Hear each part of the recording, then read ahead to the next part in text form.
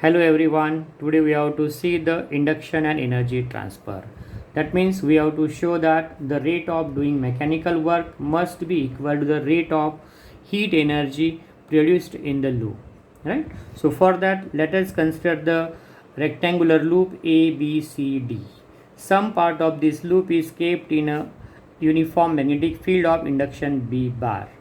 Then this loop is moving with the velocity v, uniform velocity v, away from the magnetic field. Then the forces are acting on the coil. See, F1 bar, F2 bar, F3 bar, these are the forces acting on the sides inside the magnetic field.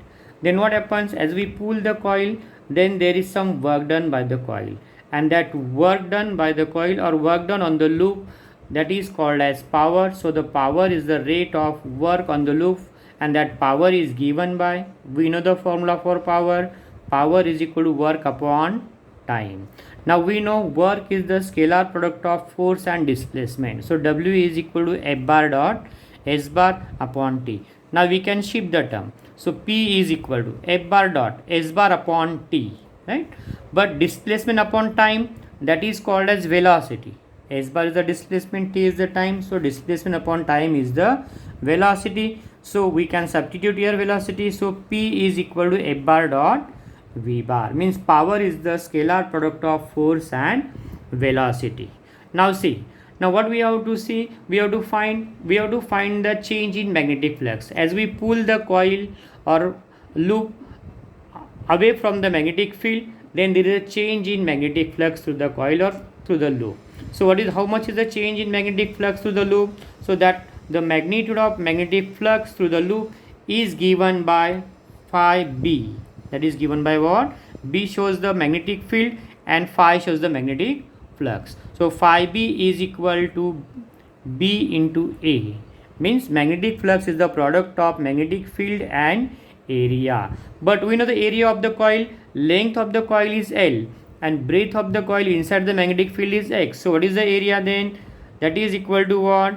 B into L into X. So phi b is equal to B into L into X. This is the magnetic flux through the loop, right, inside the magnetic field.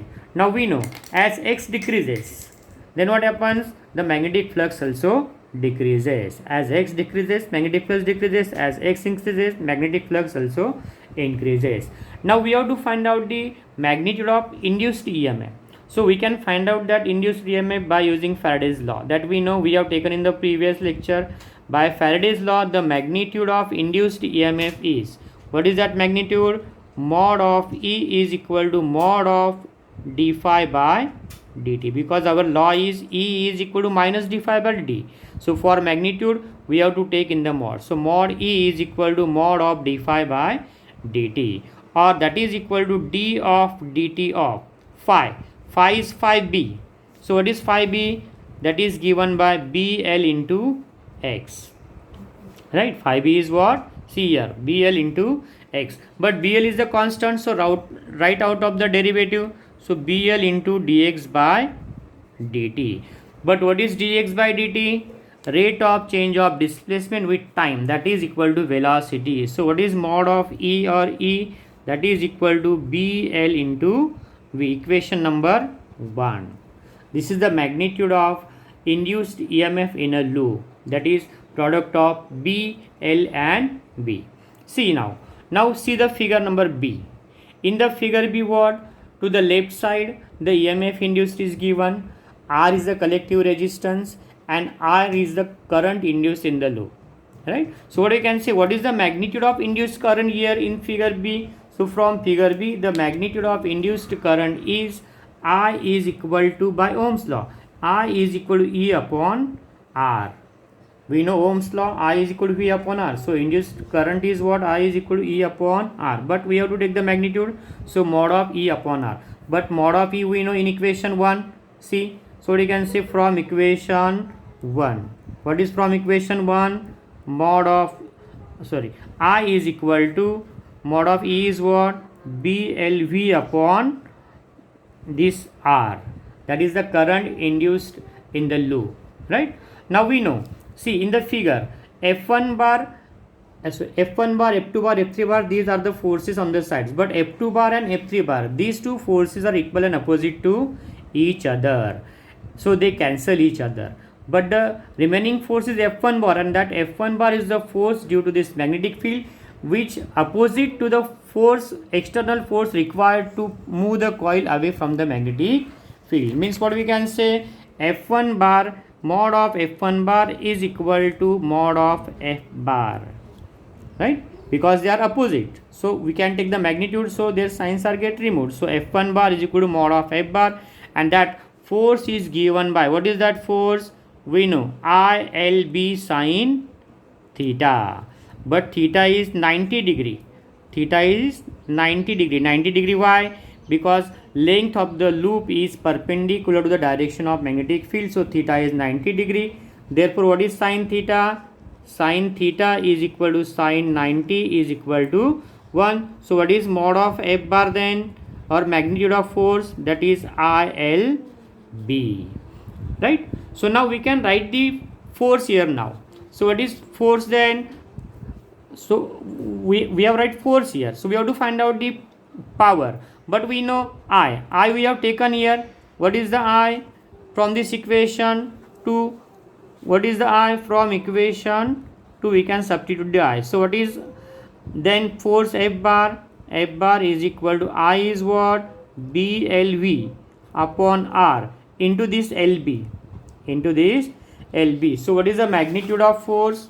See, the magnitude of force F bar is equal to B square, B into B, B square L square V upon R. See, from this equation, B into B, B square, L into L, L square, this V, and then upon R. This is the magnitude of force. So we have to find out the power, that is the rate of work. Therefore the power is, or the rate of doing mechanical work is, what is that? Power is the scalar product of force and velocity. So power is what? Force we know. What is force? B square L square V upon R, right? Into this velocity V. So what do we get then? Power is equal to B square L square V square upon R, and this is the equation of power in terms of magnetic field B. This is equation number 3. Now we can find out the production of heat in the loop, right? Because the coil is pulled from the magnetic field, so what happens? Heat is generated. So that heat we have to find out now, but the rate of production of heat, and we know the rate of production of heat, that is shown also power, shown by power also. The rate of production of heat is equal to P, that is equal to I square into R, right? What is the rate of production of heat? P is equal to I square into R, and I we know from equation 2. So from equation 2, what is I? From equation 2, so I is equal to BLV upon R. So what is rate of production of heat? P is equal to what? BLV upon R. So it's square. I square means it's square into R. So what is power? BLV B square L square V square upon R square into this R. So one R get cancelled. So what is the production of rate of production of heat? P is equal to B square L square V square upon R. Equation number 4. And if we compare the equation number 3 and equation number 4, then we can say that the rate of doing mechanical work is exactly equal to the rate of production of heat in the loop. See, this is the power. Power means what? Rate of doing mechanical work, and this is the rate of production of heat in the loop. And from these 3 and 4, we can say that the rate of doing mechanical work is exactly equal to the rate of production of heat in the loop. Means what we can say? Work done in pulling the coil.